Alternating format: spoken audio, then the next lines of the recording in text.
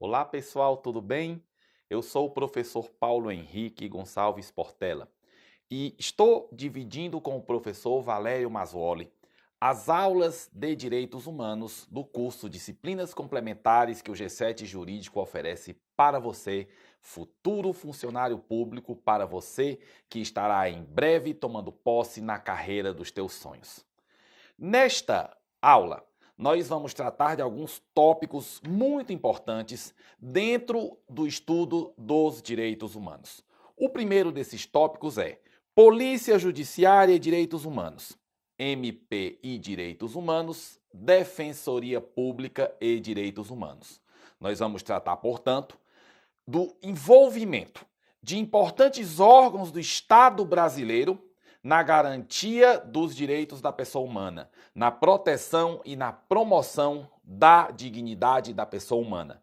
Mas antes de entrarmos propriamente no papel da Polícia Judiciária, no papel do Ministério Público, no papel da Defensoria Pública na garantia dos direitos humanos, é importante fazer um breve esclarecimento em relação ao papel do Estado dentro de todo um sistema que, antes de mais nada, é um sistema internacional, que é o Sistema Internacional de Proteção dos Direitos Humanos, que é o Sistema de Proteção Internacional dos Direitos Humanos. A garantia dos direitos humanos não é uma preocupação apenas brasileira, não é uma preocupação apenas nacional, é também uma preocupação internacional. É uma preocupação da comunidade internacional como um todo. Daí a criação de um sistema de proteção internacional dos direitos humanos, composto de todo um rol de normas de direitos humanos, constantes, sobretudo, dos tratados internacionais e constante também e formado também por um conjunto de órgãos colocados dentro das organizações internacionais, voltados a fazer com que esses tratados não sejam a famosa letra morta.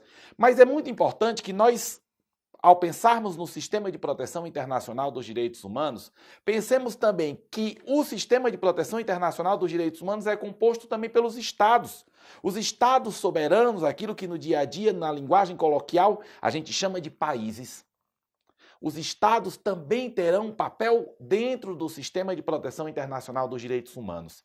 E esse papel não é importante, é muito importante. É tão importante que é básico dentro do Sistema de Proteção Internacional dos Direitos Humanos. E é aqui que a gente entra na noção de que, dentro do Sistema de Proteção Internacional dos Direitos Humanos, o papel do Estado é primário e o papel das organizações internacionais é secundário. Vamos ao slide. O exame da atuação dos órgãos nacionais na proteção dos direitos humanos passa pela análise do papel do Estado na garantia da dignidade humana. E é aqui que nós entramos mais uma vez na noção de que o papel do Estado dentro do Sistema de Proteção Internacional dos Direitos Humanos, na proteção e na promoção da dignidade humana é primário, principal, primordial, ou seja, cabe ao Estado o papel primário na proteção dos direitos humanos. Nesse sentido, deve o ente estatal garantir a todas as pessoas sob sua jurisdição o gozo de seus direitos, para o que os Estados deverão tomar as medidas cabíveis nos campos administrativo, legislativo e jurisdicional. E onde entram os órgãos internacionais? Onde entram mais exatamente as organizações internacionais? Onde entram mais exatamente os órgãos das organizações internacionais? Onde entra, por exemplo, uma Comissão Interamericana de Direitos Humanos, uma Corte Interamericana de Direitos Humanos, um Tribunal Penal Internacional? Bom, o papel das organizações internacionais é secundário, é suplementar, é complementar, como nós deixamos estatuído, muito bem estatuído, aliás, no slide. Cabe às organizações internacionais um papel secundário na proteção dos direitos humanos, devendo tais entidades atuar apenas quando o Estado for omisso ou falho no cumprimento dos respectivos compromissos em matéria de proteção da dignidade da pessoa humana. E é aqui que nós arrematamos essa introdução. Caberá ao Estado organizar-se para garantir a dignidade da pessoa humana, para proteger e promover os direitos humanos. Para isso, o Estado deverá tomar medidas em todos os campos de sua atuação. Primeiro no campo administrativo, ou seja, no campo executivo, no campo das políticas públicas, por exemplo.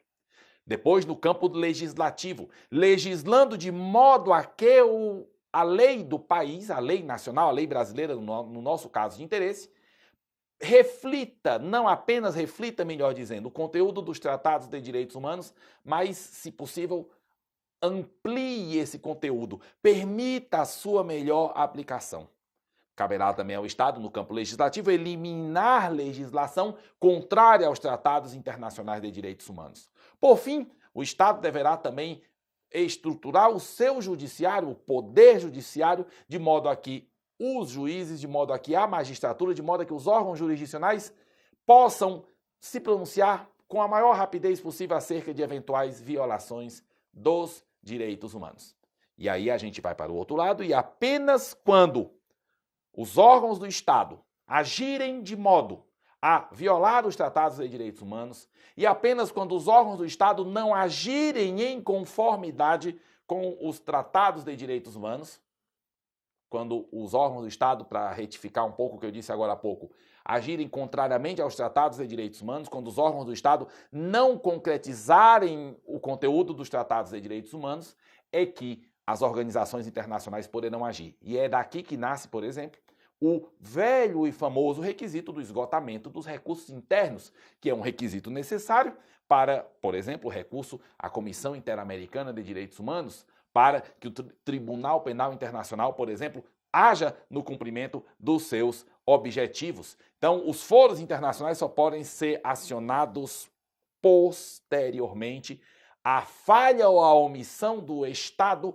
em assegurar que as normas internacionais de direitos humanos, que os compromissos internacionais em matéria de direitos humanos foram concretizados na realidade, não se resumiram a ficar letra morta, tá certo? E é aqui, portanto, que vão entrar a Polícia Judiciária, o MP, Ministério Público e a Defensoria Pública como órgãos do Estado que vão atuar para que a pessoa humana no Brasil, para que todos os indivíduos sob a jurisdição do Estado brasileiro sejam beneficiados pelas políticas estatais voltadas a garantir os direitos humanos, para que todas as pessoas sob a jurisdição do Estado brasileiro possam estar sempre no gozo dos seus direitos.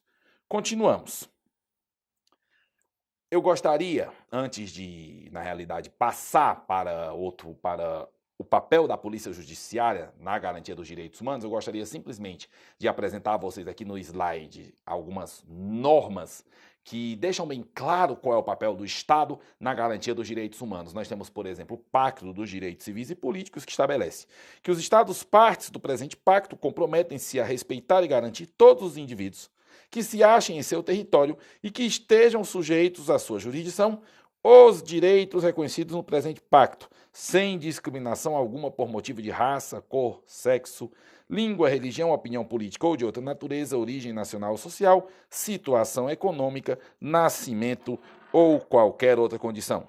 Há uma norma semelhante no Pacto de São José da Costa Rica que digamos, deixa bem claro o dever do Estado de garantir a todas as pessoas sob sua jurisdição o gozo dos seus direitos.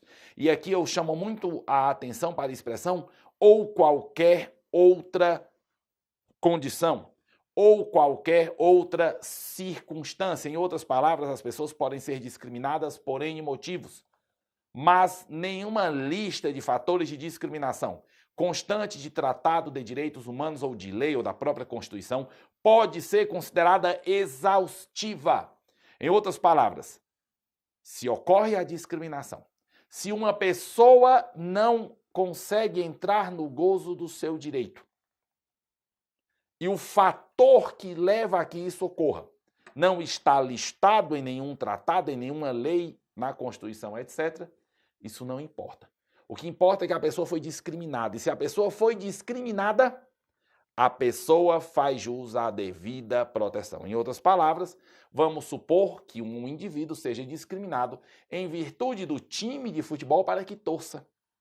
Às vezes isso ocorre. A violência nos estádios de futebol no Brasil e no mundo é uma realidade. O indivíduo pode sofrer uma violência pelo simples motivo de estar envergando a camisa do seu time de coração. Entretanto, se você abrir um tratado de direitos humanos, ou melhor dizendo, se você abrir os mais de 40 tratados de direitos humanos dos quais o Brasil é parte, você não verá nenhuma informação. É vedada a discriminação em razão da preferência futebolística.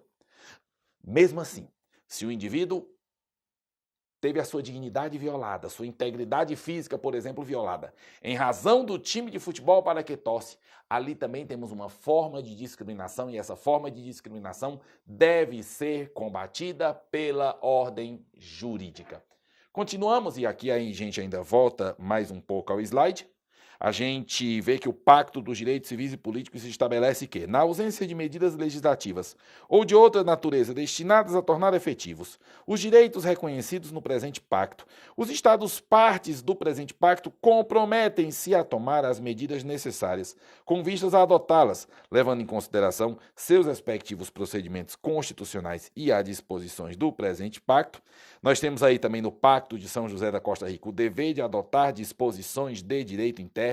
E aqui eu gostaria de destacar que o Brasil já foi censurado na Comissão Interamericana de Direitos Humanos, por exemplo, por não adotar disposições de direito interno para concretizar, para realizar na prática os direitos garantidos em tratados internacionais. Inclusive, caso o Brasil invoque em uma defesa dentro de um procedimento qualquer movido num órgão internacional, o argumento de que não há lei interna voltada a garantir certo direito, esse argumento não terá nenhuma guarida dentro de qualquer foro internacional, porque o governo brasileiro, o Estado brasileiro, tinha a obrigação de ter legislado internamente para garantir um direito, para permitir a concreção, a realização de um direito consagrado num tratado internacional qualquer.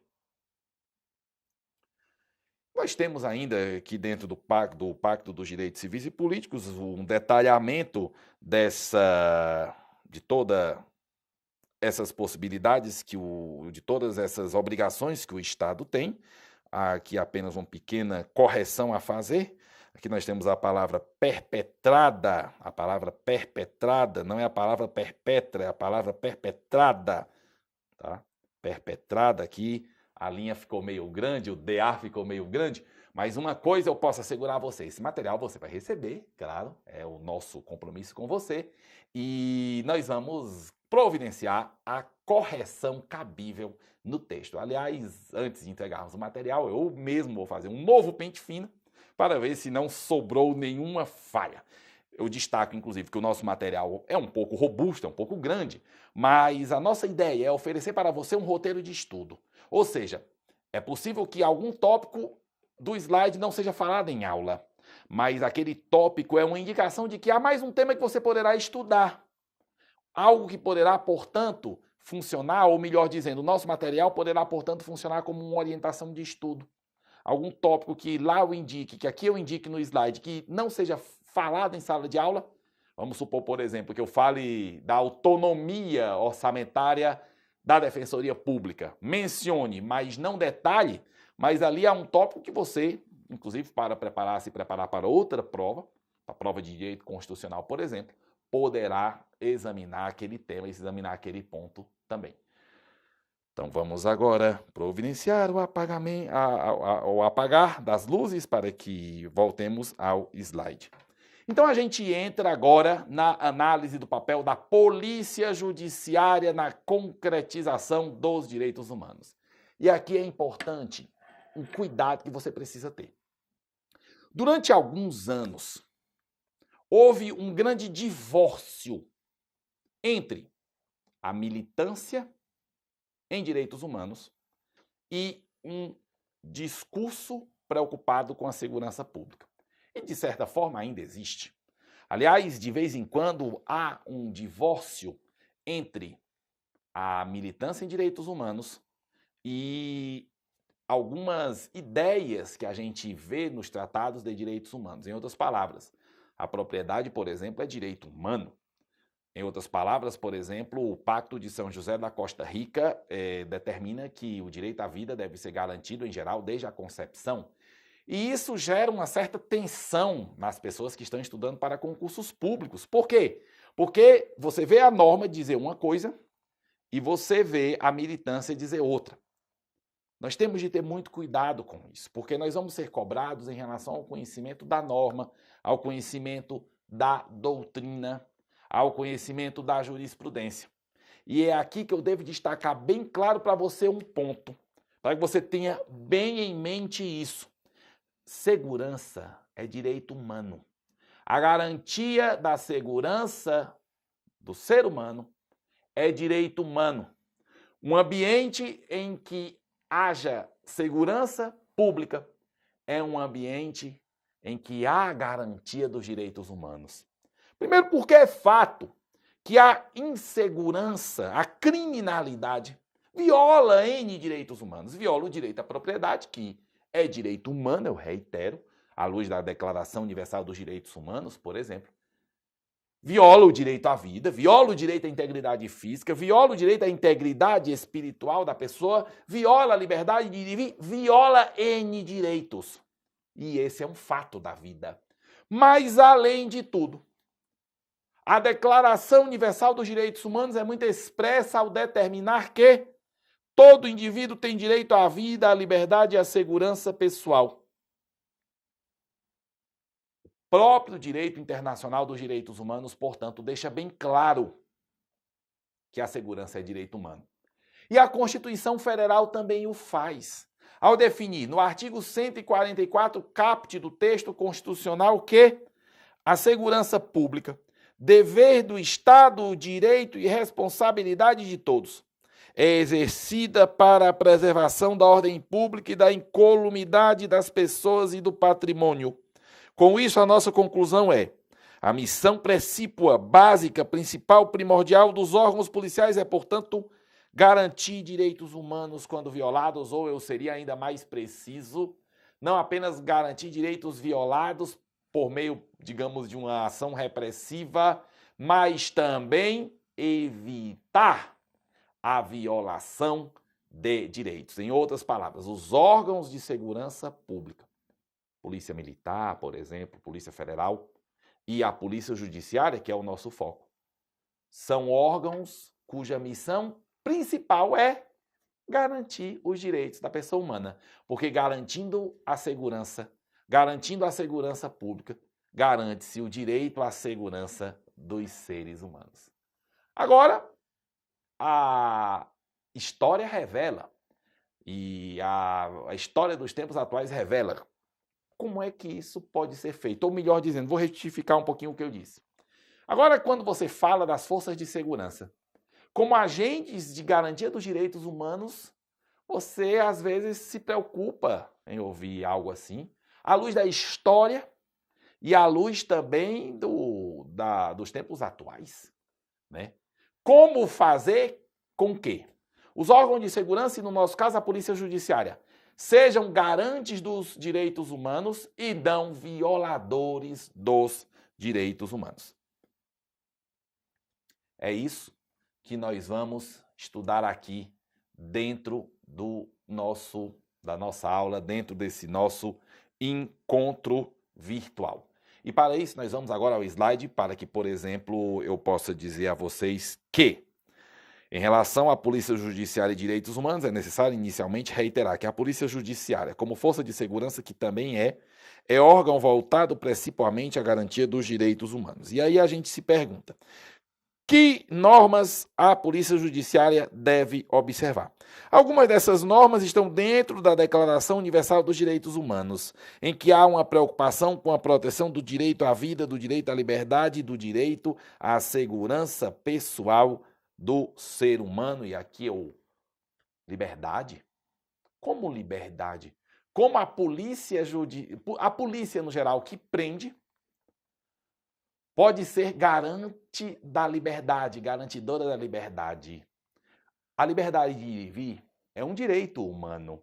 Entretanto, nenhum direito é absoluto, como é ser disso, e nesse sentido eu recomendo muito veementemente a leitura do artigo 29, parágrafo 2º da Declaração Universal dos Direitos Humanos.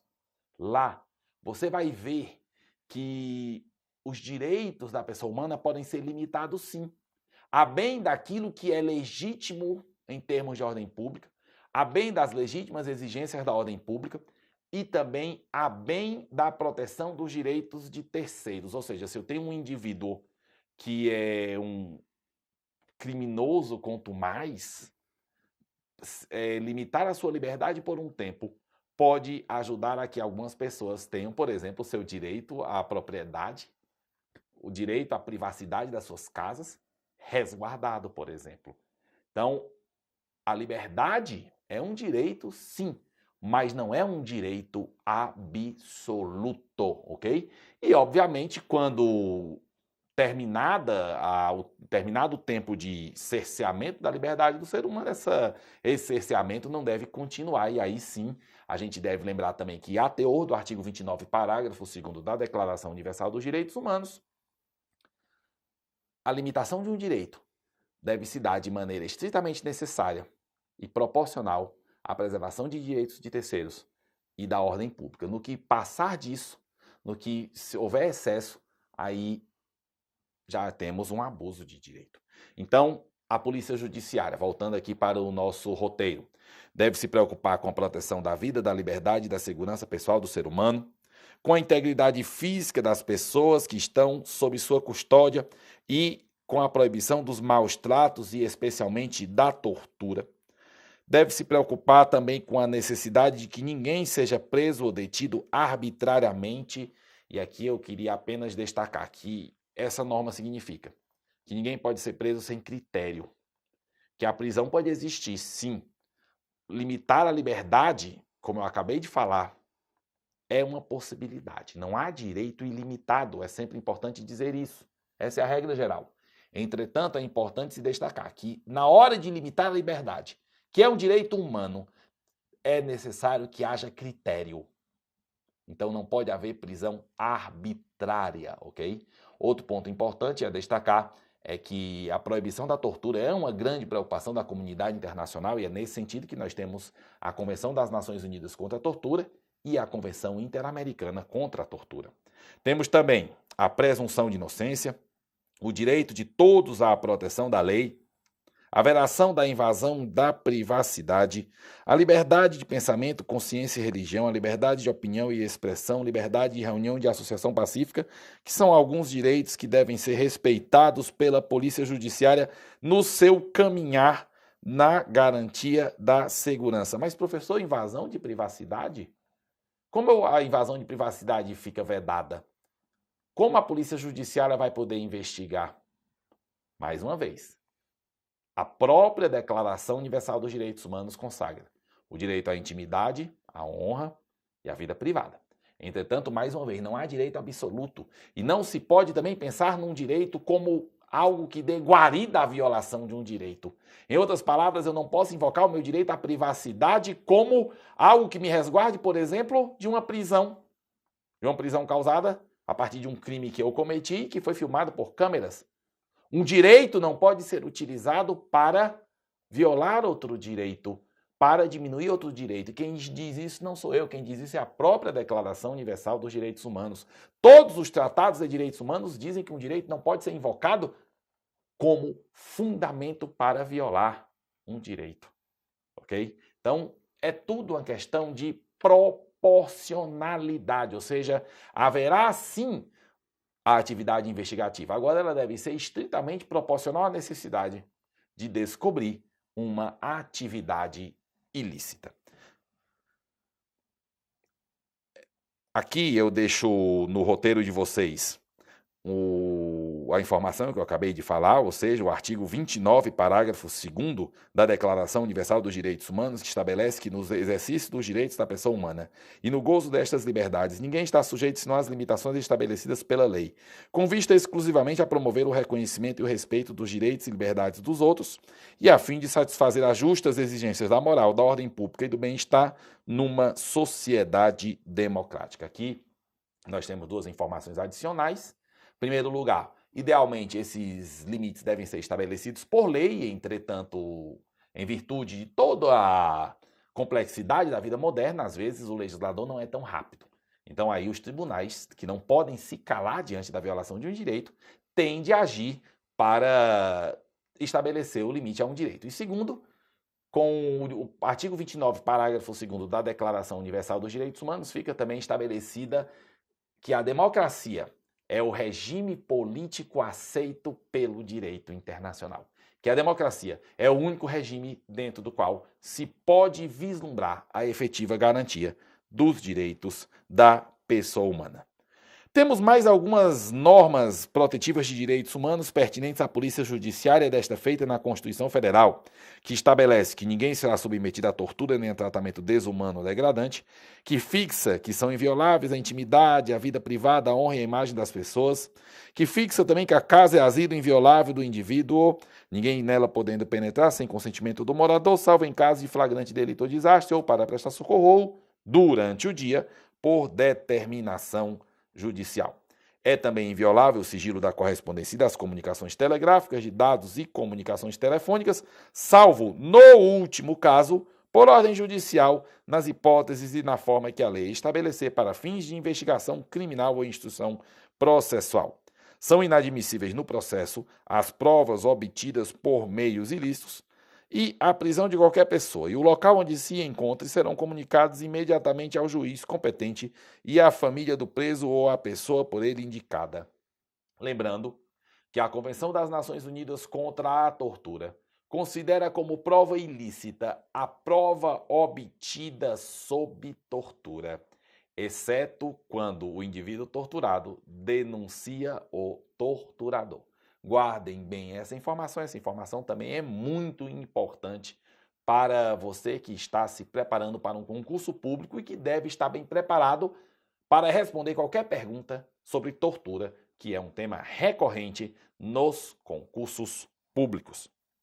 Ademais, o preso será informado de seus direitos, entre os quais o de permanecer calado, sendo-lhe assegurada a assistência da família e do advogado.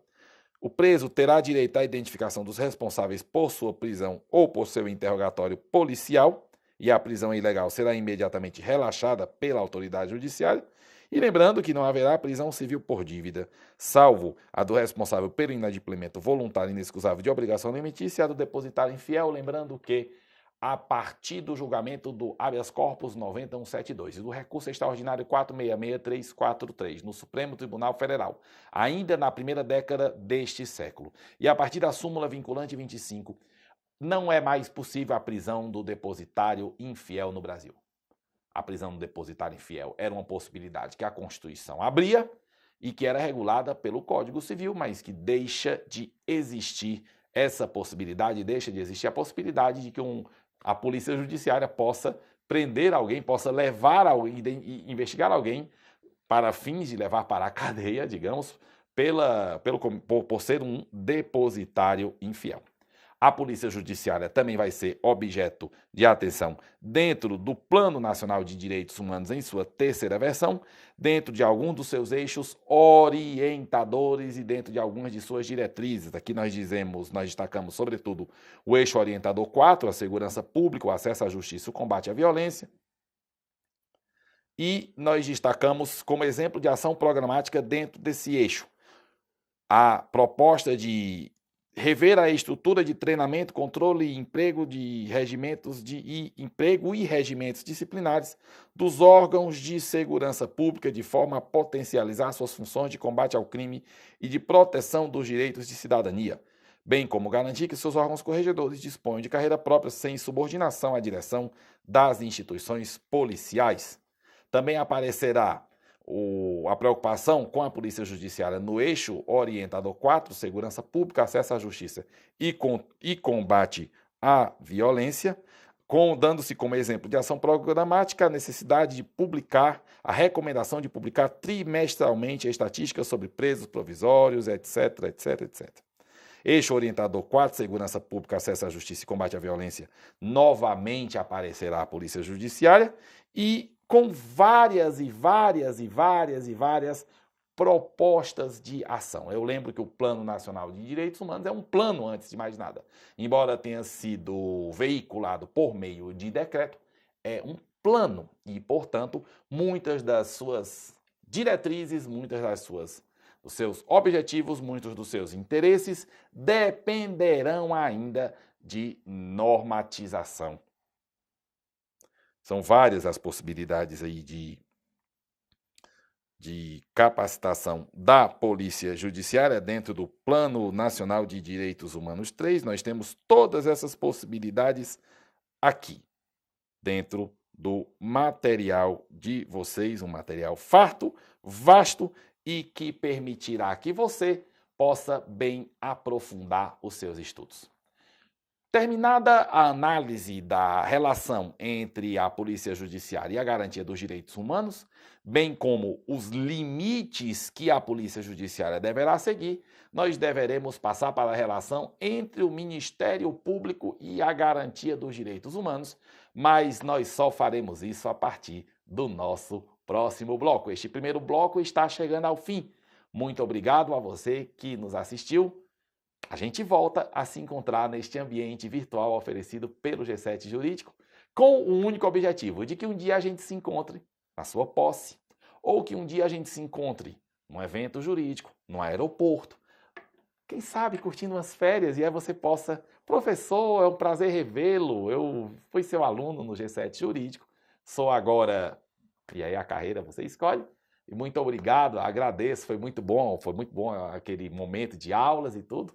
Né? A gente espera encontrar com você assim, feliz, realizando o seu sonho profissional e pessoal. Muito obrigado e até a próxima.